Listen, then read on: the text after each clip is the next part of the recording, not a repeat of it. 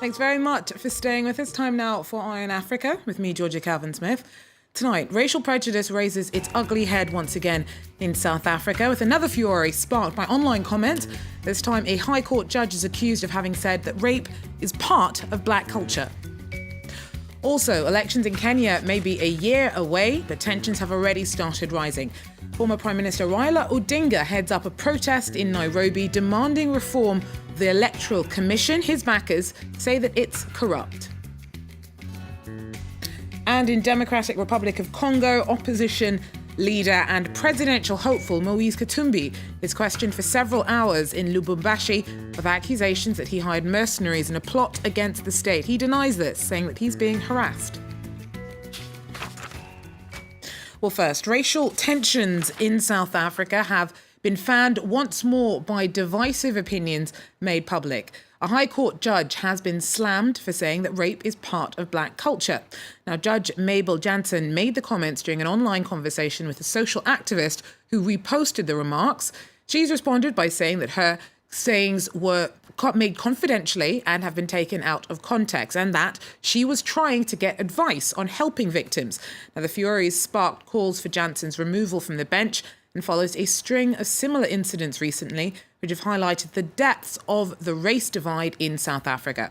Aisha Ishmael joins us now with more from Cape Town. Aisha, is Jansen being scapegoated? Are critics taking her comments out of context? Good evening, Georgia. I don't believe that her comments were taken out of context. We're not dealing here with an uneducated woman. We're dealing here with a person who is a High Court judge. One only needs to look at the comments that she made and at the language that she used. You know, she talks about rape and black culture. And allow me just to quote some of the other things that she said. Murder is also not a biggie for black men. She talks about the fact that gang and rape of a baby, daughter and mother was a pleasurable pastime. And she says that black people are by far no angels. She then goes on to say that they are despicable. Now, this judge has got a lot to answer for. So I do not believe that her comments were taken out of context. Of course, this was a private conversation that she had with somebody on Facebook. But as I said earlier, we're not dealing here with an uneducated person. She is a judge of the High Court. Well, some of that stuff is extremely shocking, but it's not the first time that we've had to deal with some publicly made comments that have been very disquieting. Bearing in mind how publicly sensitive the issue of racial prejudice is in South Africa, high-profile figures do seem to keep putting their foot in it. Do you feel that most quarters of the country's society share the same understanding of what constitutes prejudice? I do believe that South Africans are pretty clued up on racial prejudice and you know what constitutes racism and prejudice. We've seen in recent months where ordinary working class people, domestic workers, taking people to court for making racist comments against them, taking them to a court of law, to the South African Human Rights Commission, as well as the Equality Court. But I'd like to add as well, if I may, that I don't believe that this is something new in South Africa. You know, racists will always be racist. And people making these racist comments have always held these views. It's only that in the past, these comments used to be made at dinner tables, behind closed doors, and perhaps at book clubs. Now they're making it on social media platforms for all to see, and hence the outcry by the general public. Thanks very much. Aisha Ishmael there with her take on another controversy in South Africa over racially divisive comments.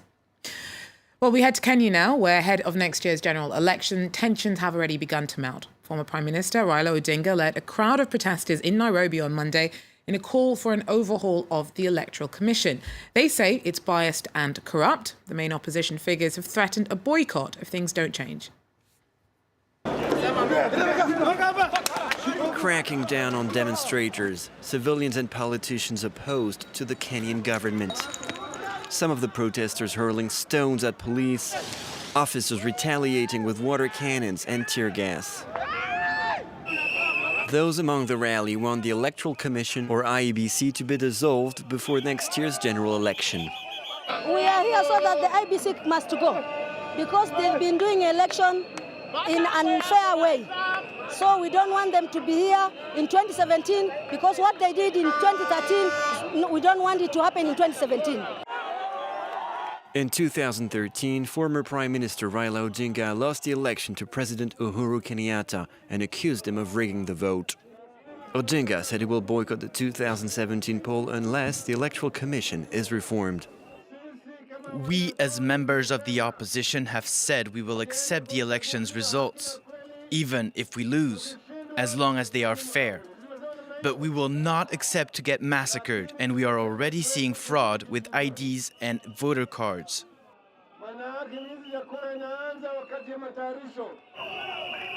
Should Odinga run for a third time in 2017, this would come 10 years after the disputed election that he lost to Moise Katumbi.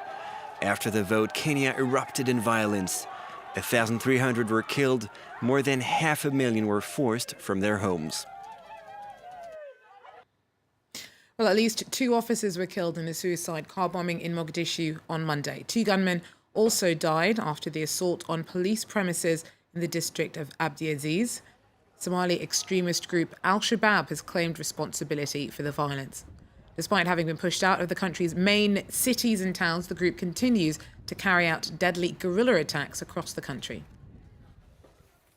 And Burundi's Supreme Court's given life sentences to 21 army officers involved in an alleged coup plot last year. In January, the court had given 30-year jail terms to 9 officers and sentenced 8 other soldiers to 5 years, but prosecutors appealed the decision. They're seeking life. It can, though, the decision of Monday can, though, be appealed once more. Burundi's seen a year of crisis over President Pierre Nkurunziza's controversial 3rd term. International efforts to support Libya's new unity government will focus on talks due to be held in Vienna next week. Libya faces a bumpy road back to stability. Since the 2011 revolution, 2 governments have vied for power, opening the way for extremists and militia to establish themselves on the ground. The new UN-backed leadership has faced resistance from factions on all sides within the country. The lawyer of Saif al-Islam, the jailed son of former dictator Muammar Gaddafi, has called for reconciliation between rivals. For the negotiations to go forward, we need to hear from all sides. From Egypt, states in the Sahel, which are the first to have been affected by the military intervention in Libya.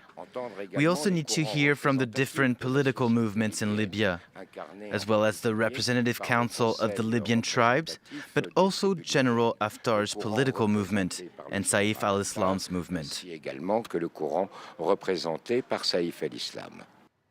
Thousands of supporters of Congolese presidential candidate Moise Katumbi marched on the Prosecutor General's office in Lubumbashi in protest over over allegations that he hired mercenaries. Katumbi was questioned at a hearing on Monday. He's denied the accusations and says that he's being harassed by President Joseph Kabila's backers. Thomas Nicolan tells us more.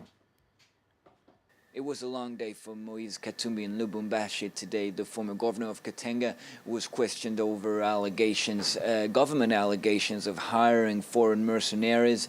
But when he arrived at the Prosecutor General's office this morning, Moise Katumbi could see that thousands were waiting for him there, thousands waiting and chanting Katumbi President. One of Moise Katumbi's lawyers told me earlier on the phone that he was very calm today and that he answered all the questions that were asked, but he will have to be questioned some more later this week. The political situation in DR Congo is very tense at the moment, and last Wednesday Moise Katumbi officially said that he will run for president in November this year if the election takes place, and most of the opposition is still convinced that Joseph Kabila wants to run for president for a 3rd time, and that would be unconstitutional.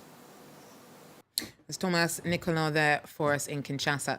Well, that's it for Eye on Africa for now. Remember, you can also catch up with our weekly roundup from around the continent with Across Africa, which runs over the weekend. Stay with us, so a short break and more news and headlines from around the world coming up.